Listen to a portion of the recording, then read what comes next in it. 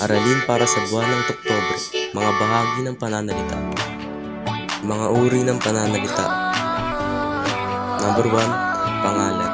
Mga salitang nagsasaad ng pangalan ng tao, hayop, bagay, pook, katangian, pangyayari at iba pa. Halimbawa, Egypt at aso. At next, panghalip. Mga salitang panghalili sa pangalan. Halimbawa, ako, ikaw, siya, sa atin, at iba pa. At next, pandiwa. Mga salitang nagsasaad ng kilos o nagbibigay buhay sa isang lipo ng mga salita.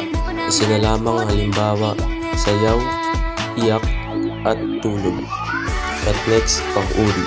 Mga salitang nagbibigay turing o naglalarawan sa pangalan at panghalip.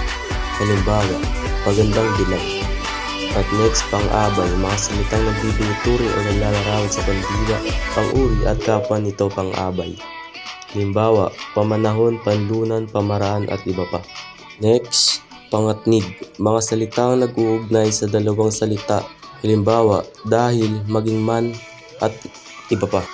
At last, pang-ukol. Mga salitang nag-uugnay sa isang pangalan sa iba pang salita. Halimbawa, para sa, ayon kay, dahil sa, alinsunod kay. Ayun lamang. Salamat sa pag-ibig. Dito ka na lang.